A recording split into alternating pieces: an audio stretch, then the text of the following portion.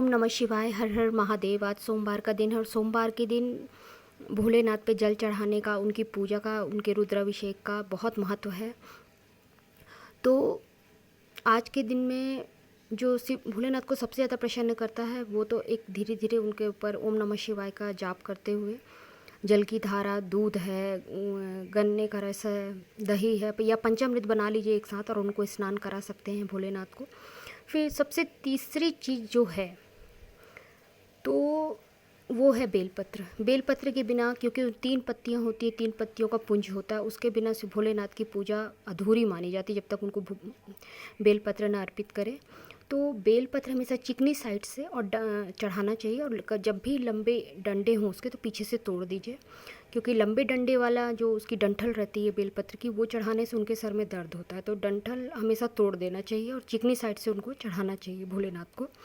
अब मैं आपको बेलपत्र के साथ जो शिवलिंग पे पूजा जो है हमारे जीवन में क्या प्रभाव डालती है, उससे हम क्या अपने लिए भोलेनाथ से प्रार्थना कर सकते हैं, वो मैं उपाय बताने जा रही हूँ। तो सबसे पहले अगर शादी ब्याह में दिक्कत आ रही है तो बेलपत्र पे राम राम लिखें।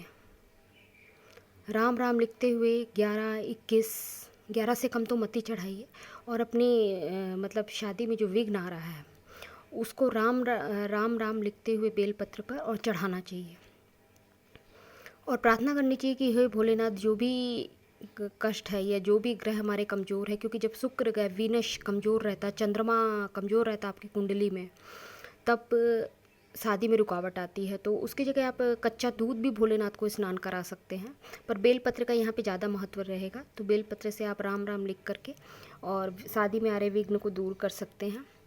तो ऐसा सोमवार पकड़ लीजिए, 5, 7, 11 या फिर उसके बाद है अगला, अगर आप लंबी बीमारी से कोई जूझ रहा है आपके घर में या खुद किसी बीमारी से परेशान हैं तो उसके लिए भी बेलपत्र लीजिए। बेलपत्र चंदन से आप या तो बिंदी लगा दीजिए उसमें, बेलपत्र में, तीनों पत्तियों में। और जो महामृत्युंजय मंत्र है, ओम त्र्यंबकम यजामहे सुगंधिं पुष्टिवर्धनम वाला जो मंत्र है, वो मंत्र का चैंटिंग करते हुए जितना भी आप कर सके उतने बेलपत्र 3 पत्ती के ले लीजिए और वो उतना करते हुए आप शिवलिंग पे चढ़ाते जाइए। और जो भी बीमार व्यक्ति है या खुद में बीमारी है तो उससे हमको निजात मिलता है, क्योंकि भगवान की कृपा के बिना कुछ नहीं होता है। महाकाल, यूनिवर्स, भोलेनाथ, तो जब तक वो कृपा नहीं करेंगे कोई भी चीज़ है, उनके बिना एक पत्ता नहीं हिलता, उनकी मर्जी के बिना। तो हमको ऐसा विश्वास करते हुए कि हमारी बीमारी ठीक हो जाएगी। ओम नमः शिवाय महामृत्युंजय जाप के साथ आपको बेलपत्र उसमें चढ़ाना है और कम से कम 5 सोमवार तो ज़रूर करिएगा। सोमवार पकड़ लीजिए। फिर उसके बाद है कि अगर आँखों में कोई दिक्कत हो रही है, आँखों में जलन या धुंधलापन दिखना, तो बेलपत्र का जो शिवलिंग पे चढ़ा हुआ बेलपत्र, उसको धो करके उसका रस निकाल लीजिए। 1-2 ड्रॉप गुलाब जल के साथ मिला के डाल लीजिए आँखों में, या दवाई के रूप में आप उसको यूज़ कर सकते हैं। जैसे थोड़ी देर एक फ्रिज में रख ली तो अगले दिन भी काम आ गया। सुबह में डाल लीजिए, उससे ज़रूर फ़ायदा होता है। फिर बेलपत्र का जो रस निकलता है उसको शहद के साथ में मिला करके पीने से, 1 चम्मच, आधा चम्मच शहद लीजिए, आधा चम्मच बेलपत्र का रस ले लीजिए, उसको पीने से खांसी में राहत मिलती है। और अगर मुकदमे वगैरह में अड़चन आ रही है तो बेलपत्र में राम राम लिख लीजिए, इसमें भी राम राम लिखते हुए, और उनसे प्रार्थना करिए कि हमें मुकदमे में या हमारी इतनी बड़ी समस्या है या किसी भी तरह की हम नहीं निकल पा रहे हैं, तो उनसे प्रार्थना करते हुए उस पर भी हम चढ़ा सकते हैं।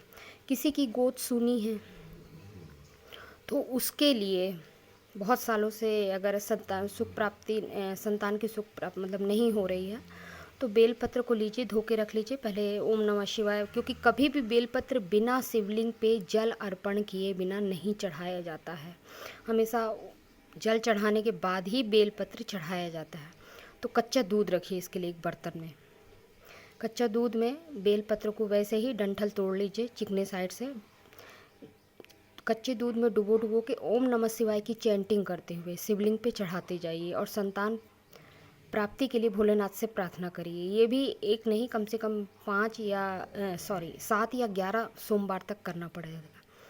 तो ऊपर वाले की कृपा रहेगी तो ज़रूर वो भर जाती है। तो जय भोलेनाथ, जय शिव शक्ति, जय माता दी, जय माँ काली।